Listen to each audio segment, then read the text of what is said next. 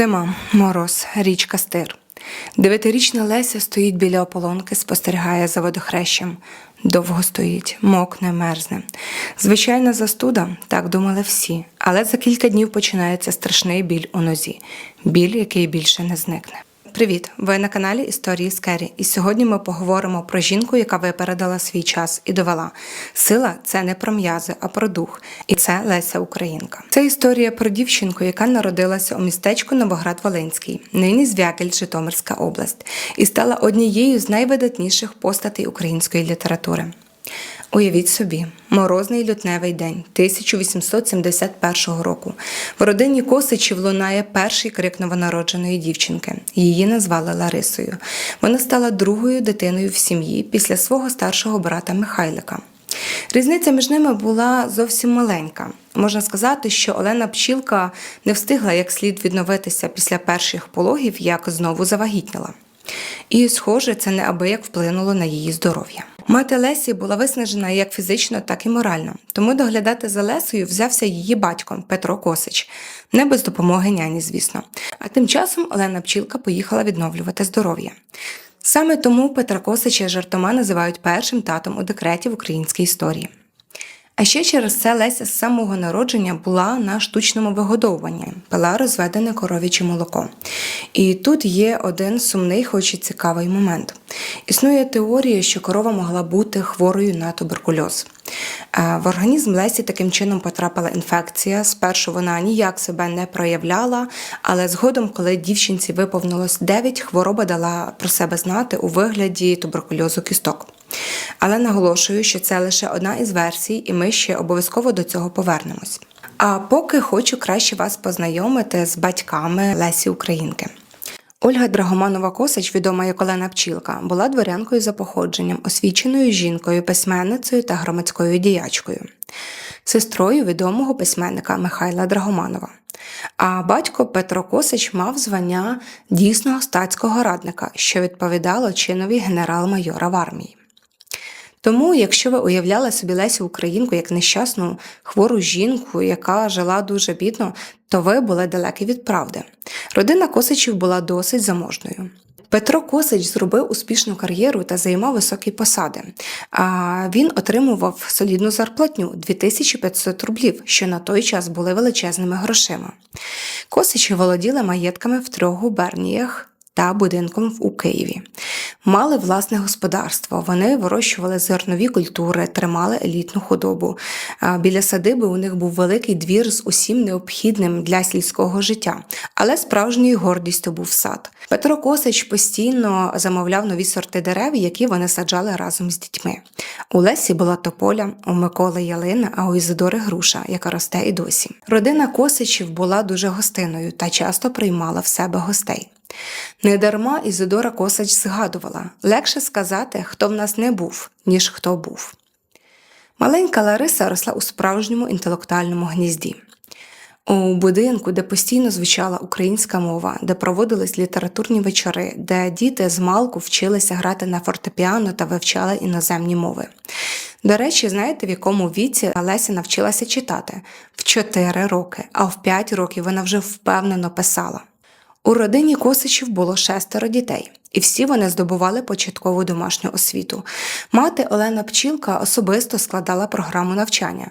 Вона свідомо обирала домашнє навчання, оскільки не бажала віддавати дітей до російськомовних гімназій того часу, де панувала чужа культура. Леся вивчала французьку, німецьку, англійську мови, захоплювалася історією стародавнього світу та читала книжки про міфологію різних народів. А у 19 років написала для своєї молодшої сестри Ольги підручник «Стародавня історія східних народів», в якому описала історію Єгипту, Індії, скіфів та інших східних цивілізацій.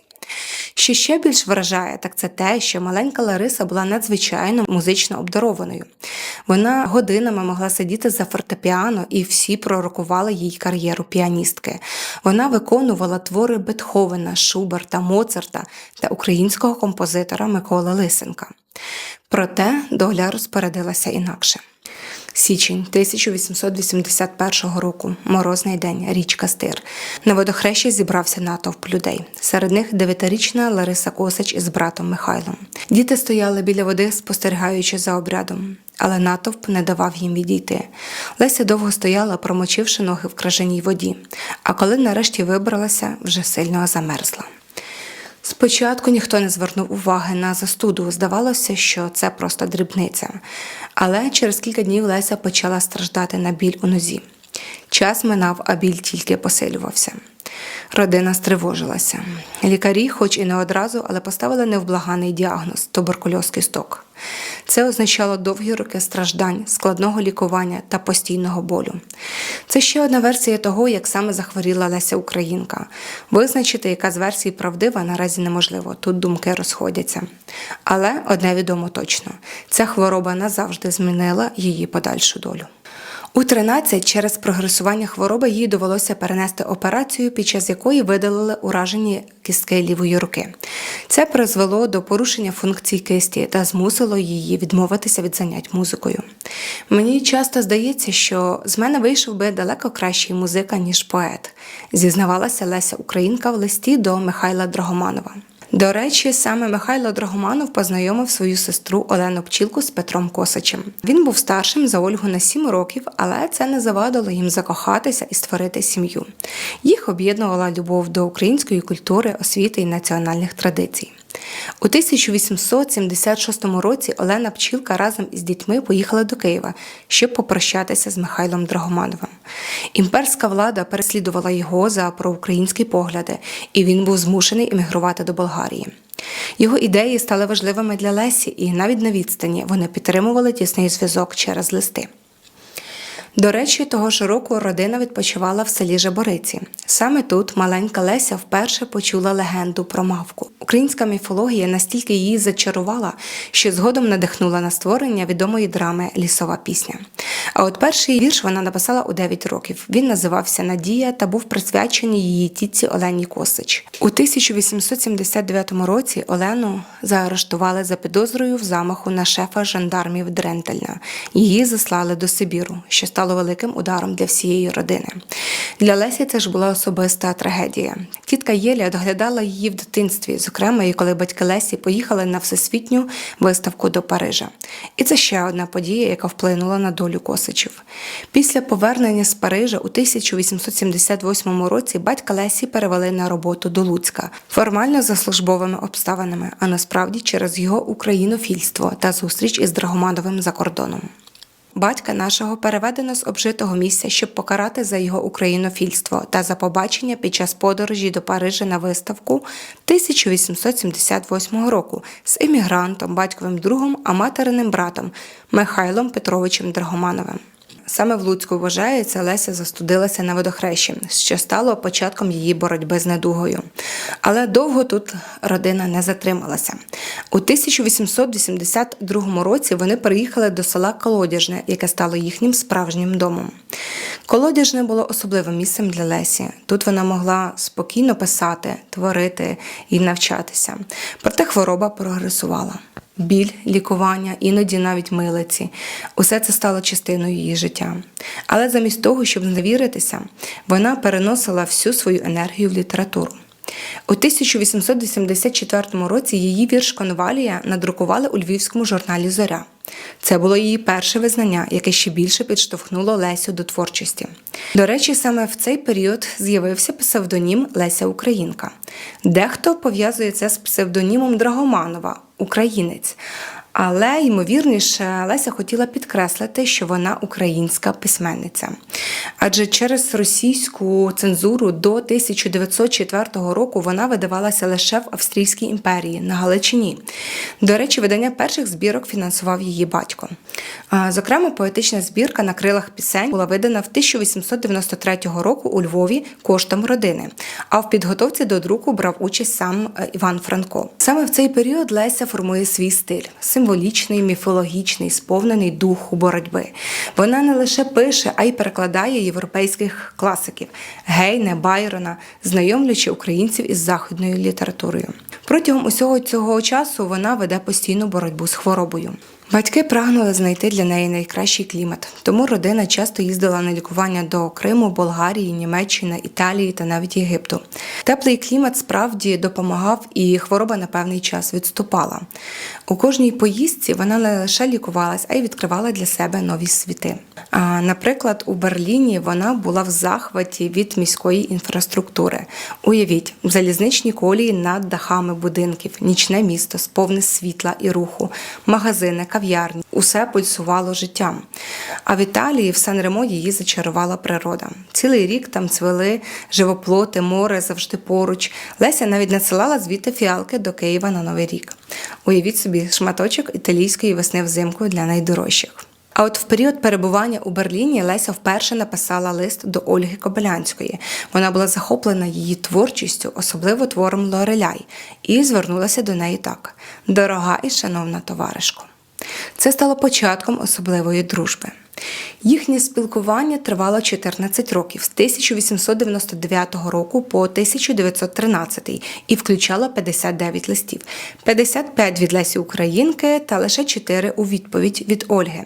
Можливо, листи якісь були знищені чи втрачені, але про це нам невідомо. У 1901 році Леся Українка і Ольга Кобилянська зустрілися в Чернівцях.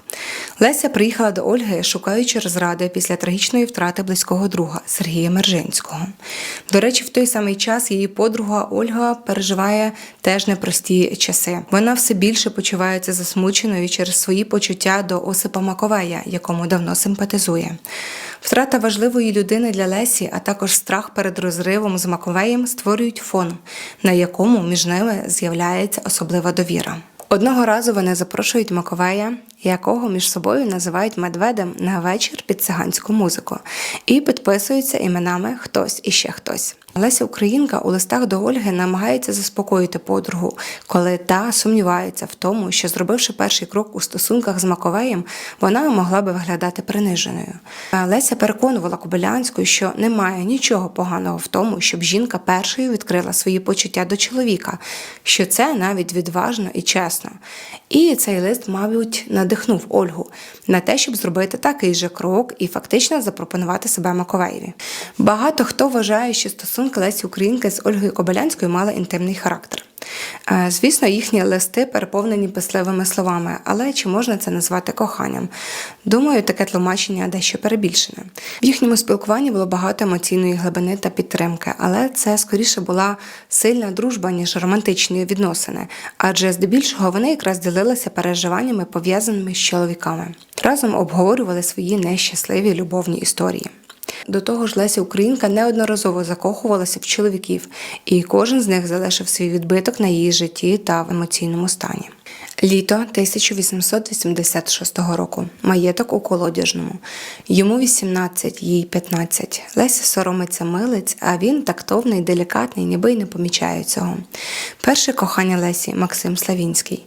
Їх зблизила спільна справа – переклади Генріха Гейне. Але з часом романтика поступилася місцем дружбі. Чому? Точно невідомо.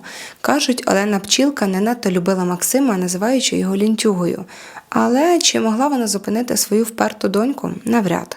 Тому, скоріш за все, причина була в іншому. Ще одним захопленням Лесі став Нестор Гамбарашвілі. В 1890-х він винаймав кімнату у Косачі в Києві. Леся вчила його французької, а він її грузинської. Вона захоплювалася грузинською культурою, їхньою мужністю та силою духу. Стосунки швидко стали товариськими, хоча сестра Лесі Ольга згадувала, між ними точно було щось більше. А коли Нестор поїхав до Грузії, Леся попросила привезти їй кинджал, як символ цього народу. Проте в 1897 році хвороба Лесі різко загострюється, і боротися з недугою вона їде до Ялти. Там і отримає листа від матері, з якого дізнається про те, що Нестор одружився. І хоча вона іронічно коментувала «попався жучку в панську ручку», та насправді боліло. Мати навіть ховала подалі той самий кинджал. Багато років по тому Нестор буде стояти на могилі Лесі та плакати. Сум і туга давили мені груди. Багато миттєвостей нашої дружби спливали і проносились в пам'яті. Було тяжко-тяжко, до сліз, які мимоволі котилися по обличчю, зізнавався він у своїх спогадах. Проте справжнім щирим коханням Лесі Українки став Сергій Мержинський. Їхнє знайомство відбулося влітку в 1897 році в Ялті. Вона бореться з туберкульозом кісток, він з туберкульозом легень. Освічений, інтелігентний, любить театр, літературу, соціал-демократичні ідеї. Коли вони познайомилися, Мержинський жив у найгіршому районі. Пилюка, жодного моря. Але саме його компанія стає для Лесі особливою. Красивий, тонкий, романтичний. Вона слухає його, сперечається, закохується. Він дарує їй репродукцію Мадонни Рафаеля. Вона не розлучається з нею. Разом піднімаються на Айпетрі, Леся бачить Едельвейс і народжується метафора ломикаменя у її творчості. Вони кохають, але хвороба невблаганна. Леся, розуміючи, що Сергій мав хворобу, намагалася бути для нього підтримкою. Вона шукала можливості для лікування і навіть планувала спільну поїздку до Швейцарії. Однак з наближенням зими хвороба Сергія активізувалася, і його стан став критичним. У 1901 році Леся поїхала до Мінська, щоб бути з ним, навіть не дивлячись на свою власну слабкість. Лесині батьки не схвалювали цього, вважаючи, що донька не повинна присвячувати себе хворим людям, коли і сама хворіє. Але Лесю було не спинити. Вона – його єдина опора, поки його друзі один за одним відвертаються. Сергій знав, що Леся кохає його, а Леся знала, що його серце належить іншій. Він цього не приховував і навіть просив Лесю писати любовні листи. Розуміє, що жорстоко, і все одно просить. Але Леся залишається поруч, виконуючи всі його прохання. Саме в ту страшну ніч, коли його життя згасає, Леся Українка пише свою геніальну поему «Одержима» і залишається біля Сергія до останнього. Коханий помре у неї на руках. Пізніше вона напише Івану Франку: «Я писала в таку ніч, після якої довго буду жити, якщо вже тоді живою залишилась. Якби хтось спитав, як з усього цього вийшла живою, я б могла відповісти, і я з цього створила драму». Смерть Сергія залишила в її душі глибоку рану. Леся продовжувала жити. Писати, але біль він не відпускав, він став частиною її творчості і її життя. Леся Українка пережила чимало болючих моментів у своєму житті. І фізичний біль від хвороби, і трагедії, і втрати близьких. Все її життя було боротьбою. Не лише з недугою, а й з усіма випробуваннями, які випадали на її долю. Одним з найважчих періодів стала весна 1901 року. Після того, як Леся довгий час доглядала за смертельно хворим Мержинським, вона й сама занедужала. Відтоді її життя перетворилося на безперервні мандри в пошуках лікування. Карпати, Сан-Ремо, Кавказ, Ялта, Берлін. Проте саме в ті роки в її житті з'явилася людина, яка стане для неї не лише чоловіком, а й справжньою підтримкою та опорою. З Клементом Квіткою Леся познайомилася в 1898 році, тобто за кілька років до смерті Мержинського, на літературних читаннях у Києві. Але їхні стосунки розвивалися поступово, і саме після смерті Мержинського Клемент став для неї тією людиною, яка допомогла пережити горе.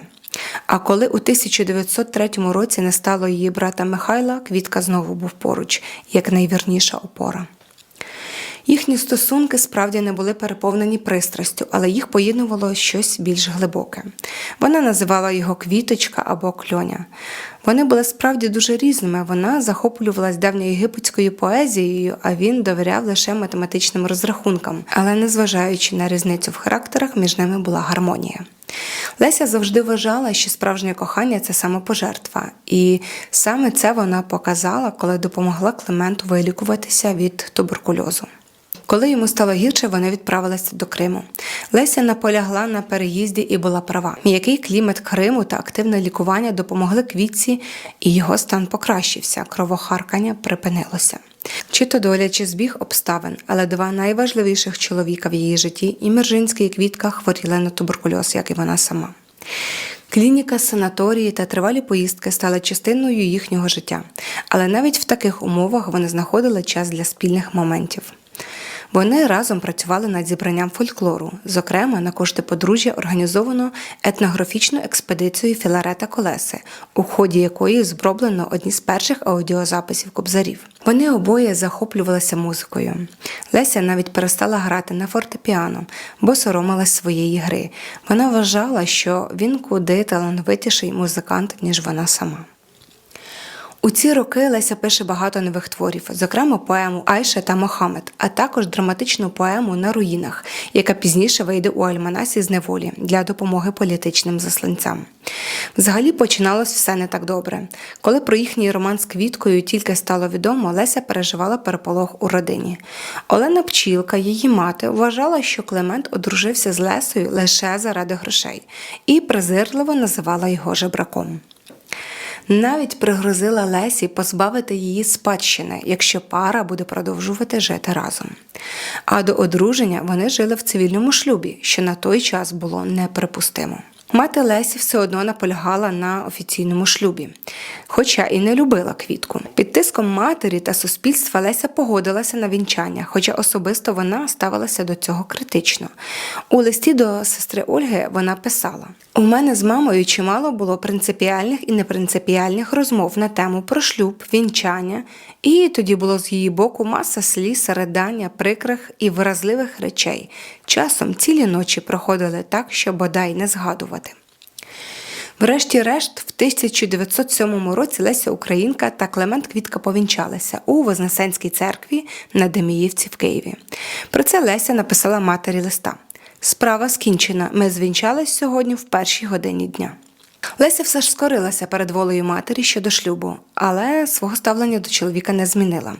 Тому через постійні сварки з батьками щодо їх матеріального становища вона навіть перестала брати у батьків гроші. Вони з Климентом стали обходитися власним заробітком, хоч і його часто не вистачало. Особливо на лікування та поїздки в теплі країни. Проте і матеріальну скруту вони долали разом. Квітці навіть довелося спродати своє майно, розуміючи, що хвороба дружини прогресує.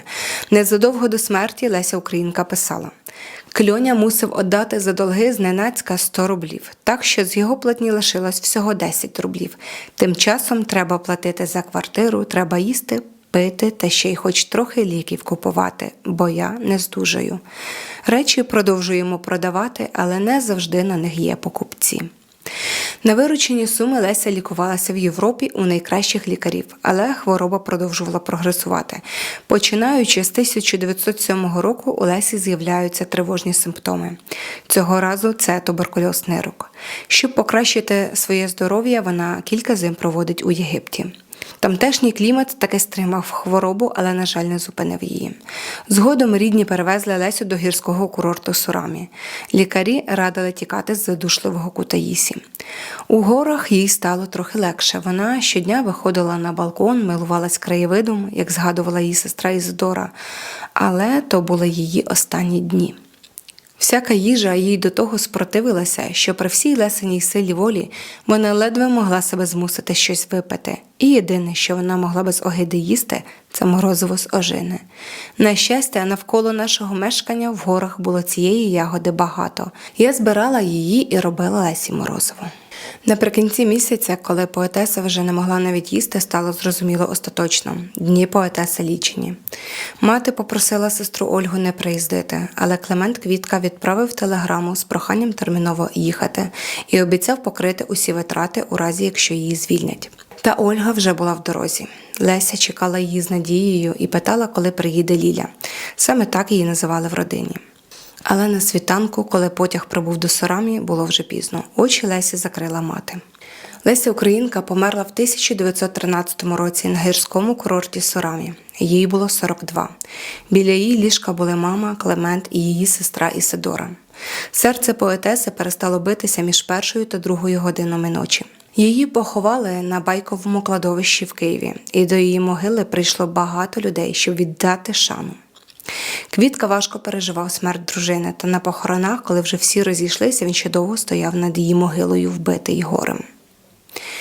Він пережив свою дружину ще на 40 років. З них багато у боротьбі з більшовицьким режимом, де зазнав багато випробовувань і навіть кілька разів потрапляв до в'язниці. Але до кінця життя залишився вірним своєму шляху і працював на благо музичної науки. Крім того, він зберіг світлу пам'ять про свою дружину та став її першим правдивим біографом. Провести Лесю Українку в останню путь прийшли сотні людей. За домовиною йшли 3 священників, але без офіційної церковної відправи. Попереду процесії несли лише Чорний хрест. Найбільш вражаючим став момент, коли труну з тілом Лесі понесли жінки. Це були її подруги – акторки Валерія Похаревська і Наталія Дорошенко та інші прихильниці. Поліція дозволила принести домовину лише частину шляху. Цей символічний крок став виявом глибокої пошани з боку українського жіноцтва. На похороні не було промов, їх заборонили жандарми. Але похоронний похід все одно виглядав велично. Чоловічий хор співав аж до самого Байкового цвинтаря, а вулиці Києва були заповнені людьми. На цвинтар впустили лише частину процесії. Коли передні ряди увійшли, жандарми перегородили ворота, зупинили тисячі людей, які хотіли попрощатись із великою поетесою. У 1939 році на могилі Лесі Українки встановили бронзовий надгробок на гранітному постаменті, створений скульпторкою Галиною Петрашевич. Могила була оголошена пам'яткою історії національного значення у 1951 році. Леся Українка жила у постійній боротьбі, але її життя було яскравим і насиченим подорожами, коханням та творчістю. Незважаючи на біль, який був з нею до кінця, вона не зламалася. Її сила духу, незламність і рішучість – це те, що надихає нас і до сьогодні. Вона показала, як можна жити з гідністю, навіть коли життя ставить найважчі випробовування. Дякую, що були зі мною у цьому відео. Якщо вам сподобалося, підписуйтесь на канал, ставте лайк і діліться своїми думками в коментарях. До зустрічі в наступному відео.